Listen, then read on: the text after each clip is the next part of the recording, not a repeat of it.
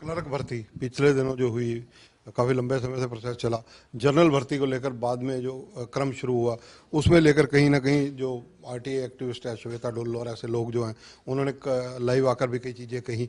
तो उनका क्या समाधान किया गया और किस तरह से व्यवस्था हुई? नहीं नहीं, एक बच्चा जो एससी का बच्चा था उसका जनरल में सिलेक्शन हो गया था, क्योंकि उसके नंबर जनरल की कट ऑफ से ऊपर थे। और उस बच्चे ने इत्तेफाक से जिस डिपार्टमेंट जो अलॉट हुआ था उसको, वहाँ उसने ज्वाइन नहीं किया। तो उस डिपार्टमेंट ने वहाँ पर जनरल की बजाय एससी को ही दोबारा से सर्विस दे दी। हमारे पास सिर्फ एक केस था। अगर एक्टिविस्ट के पास कोई केस है या कैंडिडेट के पास इस तरह के केस हैं तो वो आकर एप्लीकेशन दें, उनकी समस्या का हल करेंगे। सिर्फ एक कैंडिडेट का ऐसा हुआ था, तो जनरल का उठाना चाहिए था उन्होंने वेटिंग से। उन्होंने गलती से ही एससी का उठा लिया, क्योंकि वो कैंडिडेट जो पहला कैंडिडेट था वो एससी था, जनरल में जंप कर गया था। सिर्फ एक केस हुआ है और इतना बड़ा लाइव आके वो लोगों को गुमराह करने की बात है। मैंने तो खुद फोन पे उनको ये कहा है कि अगर आपके पास ऐसा कैंडिडेट है कोई, तो मैं उसका समस्या का समाधान करूंगा। तथ्यों के साथ बात करना गुमराह करना कब से हो गया है माननीय चेयरमैन साहब? बहरहाल जिस भर्ती की बात इस वीडियो में कही गई वो 10/2015 क्लर्क की भर्ती है, जिसके संदर्भ में ये अभ्यर्थी 2018 जब से रिजल्ट आया है तब से एचएसएससी के चक्कर काट रहे हैं। बार बार उन्हें बोलकर आए हैं, लिखित में देके आए हैं, एप्लीकेशंस देकर आते हैं, कोई समाधान नहीं हुआ। 2019 में आरटीआई लगाई एचएसएससी को, जिसका जवाब आज तक नहीं दिया गया है। फर्स्ट अपील लगाई, कोई जवाब नहीं मिला। Second appeal state information commission को लगती है, वहां पर भी एचएसएससी आनाकानी कर जाती है, ढंग से जवाब नहीं देती है। इसके बाद इन अभ्यर्थियों ने डिपार्टमेंट्स में जवाब लगाए, आरटीआई लगाई, 100 के लगभग डिपार्टमेंट है, 20-22 डिपार्टमेंट से इन्हें जवाब मिला, जहां पर 20 से ज्यादा रॉन्ग रिकमेंडेशंस हैं। जैसा कि वीडियो में चेयरमैन साहब ने कहा कि केवल एक रॉन्ग रिकमेंडेशन मिली, ऐसा गलत है। 20 से ज्यादा रॉन्ग रिकमेंडेशंस हैं और जो मैंने चेयरमैन साहब को इनके इंटरव्यू के बाद पहुंचा दी हैं, अभ्यर्थी खुद देकर आए हैं। डायरी नंबर है 03436 20/4/2023। खुद मिलकर बताकर वर्बली भी और चिट्ठी भी देकर आए हैं कि क्या है पूरा मामला और कौन सी वो 20 रॉन्ग रिकमेंडेशंस हैं और कहां कहां पर एचएसएससी ने गलती की। यदि एचएसएससी सारा डाटा दे देती है, आरटीआई का जवाब दे देती है, तो आई एम श्योर ये क्वांटम और ज्यादा बढ़ जाएगा।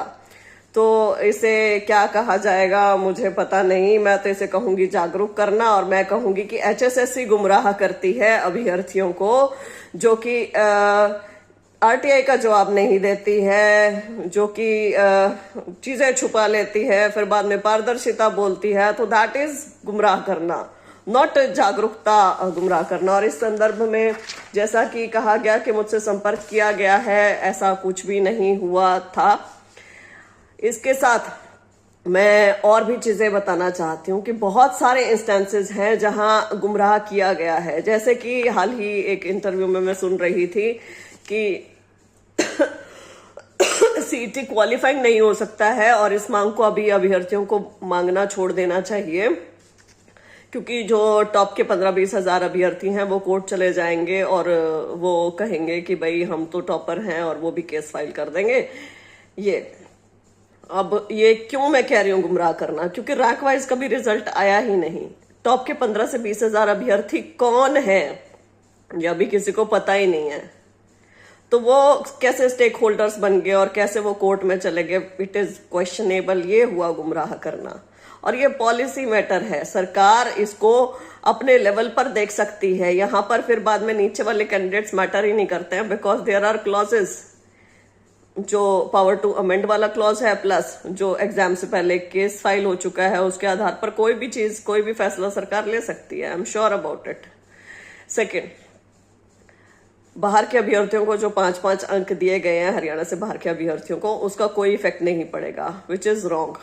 यदि कोई अभ्यर्थी अच्छे अंक ले लेता है सीईटी पार्ट 2 में, जो सेकंड स्टेज है इसमें, तो कमीशन उसको कैसे पीछे रख देगा? यदि उसके 5 अंकों के साथ चयन हो रहा होगा तो उसको लेना पड़ेगा, 100% लेना पड़ेगा। अगर ऐसा कोई एक भी अभ्यर्थी चयनित होता है तो हरियाणा के अभ्यर्थी का तो नुकसान है ना, उसकी तो चली गई सीट इन 5 अंकों की वजह से, जो कि पूरे संपूर्ण भारत में कहीं और नहीं है। ऐसे ही एक आपके अंदर बहुत अच्छी बात है कि आप अपनी गलती स्वीकार करते हैं। आप बहुत हम्बल काइंड इंसान हैं, आप गलती स्वीकार कर लेते हैं कि जो भी गलत होता है कि हाँ हमसे गलती हुई, कमीशन से गलती हुई, which is a very good thing. But मैं आपको आज सच्चाई दिखाना चाहती हूँ, आईना दिखाना चाहती हूँ कि आप इतने महत्वपूर्ण पद पर बैठे हैं कि एक गलती जो आप करते हैं उसका खामियाजा जो कैंडिडेट है उसे अपनी नौकरी से, अपने सपने से, अपने जीवन से भुगतना पड़ता है। क्लर्क की यदि हम लगा ले 2015 वालों की, 5 साल से ये अभ्यर्थी खामियाजा भुगत रहे हैं। ऐसे पुलिस कांस्टेबल वाली भर्ती जो फादरलेस कैंडिडेट है, जहां 40 से 45 कमेटीज बनाई गई, आपने कहा मिस कम्युनिकेशन हो गया एक छोटा सा, जिसकी वजह से कुछ कैंडिडेट्स को फादरलेस के अंक मिल गए, कुछ को नहीं मिले। आप जानते हैं कि उस छोटी सी गलती का खामियाजा कैसे भुगता है फादरलेस कैंडिडेट्स ने, और आज तक भुगत रहे हैं। और इनफैक्ट इतना बुरा होने वाला है उन अभ्यर्थियों के साथ जो ऑलरेडी सिलेक्टेड हैं, क्योंकि उनकी जो नौकरी है उसके ऊपर भी तलवार लटक गई है। तो ये जो छोटी सी गलती कर देता है कमीशन, उसका खामियाजा अभ्यर्थियों को कैसे भुगतना पड़ता है ये आपको पता होना चाहिए। इसलिए गलती की गुंजाइश ही नहीं होनी चाहिए। और साथ में जो हेल्पलाइन नंबर्स का बार बार हवाला दिया जा रहा है, वो helpline numbers I am sorry ढंग से काम ही नहीं करते हैं। या तो वो मिलते ही नहीं, या वेटिंग में रहते हैं, या मिल जाते हैं तो संतोषजनक जवाब नहीं मिलता है। उच्च अधिकारियों को बता देंगे नोट कर लिया, इतना हो रहा है, लेकिन समाधान नहीं हो रहा है। लेट मी टेल यू, ऐसी ऐसी चीजें हो रही हैं। और कई सारे मैं ऐसे बहुत सारे उदाहरण दे सकती हूँ जहां गुमराह करना इज द परफेक्ट फिट बैठता है वो वर्ड यहाँ पर। और मैं बड़े ही गर्व के साथ कहना चाहती हूं कि मैंने अभ्यर्थियों को जागरूक किया है। हरियाणा का जो बच्चा था वो मुखर नहीं था नौकरियों के मामले में। बहुत पीछे से, जब से हमारा हरियाणा बना, बहुत प्रताड़ित रहे हैं बच्चे, बहुत ज्यादा नौकरियों के मामले में, लेकिन हम कभी भी मुखर नहीं हुए। तो मैं ये चीज बिल्कुल गर्व से बोलती हूँ कि हाँ, मैंने ये चीज स्टार्ट की। मैंने कहा कि ये डर निकालो, और अब बच्चों के मन में से डर निकलता जा रहा है। हम बोलते हैं, मुखर होते हैं। एक जो भर्ती में कोई चीज हो रही है वो अपनी भर्ती तक ही सीमित रहते थे, किसी दूसरी भर्ती के बारे में पता ही नहीं होता था कि क्या चल रहा है। अब दूसरी भर्ती के बारे में पता चलता है, तीसरी के बारे में पता चलता है, चौथी जो नॉलेज है वो बढ़ रही है। हम लोग एक्नॉलेज कर रहे हैं चीजों को, अपने अधिकारों को पहचान रहे हैं, कैसे हमें लड़ना है वो सीख रहे हैं। चाहे वो ऑनलाइन ट्विटर की लड़ाई हो, या जमीन पर उतर कर हो, या आरटीआई लिखना हो। हाँ, आरटीआई जागरूक करने का एक बहुत इम्पोर्टेंट जो चेंज हुआ है वो ये भी हुआ कि हमें एचएसएससी से, अभ्यर्थियों को एचएसएससी से डायरी नंबर नहीं मिलता था सर, रिसीविंग नहीं मिलती थी। जब ये चीज मुखरता से बोली गई तो आज एचएसएससी सबको डायरी नंबर देता है, रिसीविंग देता है।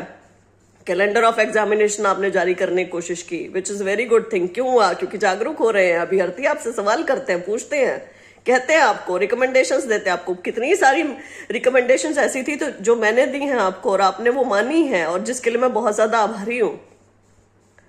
हरियाणा जीके, जिस पर हमारी चर्चा भी हुई थी सर, वो 25% हरियाणा जीके इंट्रोड्यूस की गई। ये किस लिए हुआ? क्योंकि जागरूक हुए अभ्यर्थी, अपने अधिकारों को पहचान रहे हैं, बोल रहे हैं, पूछ रहे हैं आपसे। तो मैं ये उम्मीद रखती हूं आपसे कि आप शब्दों का चयन बड़े सोच समझ के करेंगे। ये जो लड़ाई है ना, ये परिवर्तन की लड़ाई है जो बड़ी जरूरी है, जो शायद मेरे हिस्से आ गई, इस पीढ़ी के हिस्से आ गई, और हम लोगों को लड़नी ही लड़नी है, जैसे भी लड़ेंगे। और ठीक है, जागरूक हो रहे हैं धीरे धीरे, परिवर्तन चक्र घूम रहा है, बोल रहे हैं, चीज बहुत ज्यादा जरूरी है, अधिकारियों को पता चल रही है। मैं बहुत बार तो यही चीज बोलती हूँ कि सरकार की पॉलिसी मैटर है, सरकार का ये है। हरियाणा सरकार को मैं सीधा टारगेट करती हूँ। वाई? बिकॉज हरियाणा सरकार इज कल्प्रिट। पर्ची खर्ची की जहां तक बात आती है, पर्ची खर्ची, यू से कि उन लोगों से जाकर पूछो जो लगे हैं, उनसे पूछो क्या वो पर्ची खर्ची देकर लगे हैं, कैसे लगे हैं। तो ये भी गुमराह करना हुआ, बरगलाना हुआ। कारण क्योंकि जो पर्ची खर्ची देकर लगा होगा कभी नहीं कहेगा कि मैं पर्ची खर्ची देके लगा हूं। उसने अपनी नौकरी खोनी है क्या? डंगर हट जाएगी नौकरी पे। जो भी लगा होगा वो हमेशा ये कहेगा कि मैं अपने दम पर अपनी ईमानदारी से लगाऊं। जबकि ये जो HKRN है, सारा का सारा बैकडोर एंट्री हो रही है, सबको पता है। जो पेपर लीक गिरोह गैंग है जो पकड़े जा रहे हैं, सारी चीजें पता चल रही हैं। जो वो नागर कांड हुआ 1 करोड़ रुपए जो डेस्क पे ही बैठ के ले रहे थे, सारी चीजें सबके सामने है, सारी सारी चीजें। System is not 100% fair and it is not 100% unfair. There are both the elements and ये शुरुआत से होता आ रहा है, ऐसा नहीं है कि आज हुआ है। और इस सिस्टम को तो सर साफ करना ही करना पड़ेगा। उसमें आहुति कितने लोग देते हैं वो देखने वाली बात है। बहुत बहुत धन्यवाद।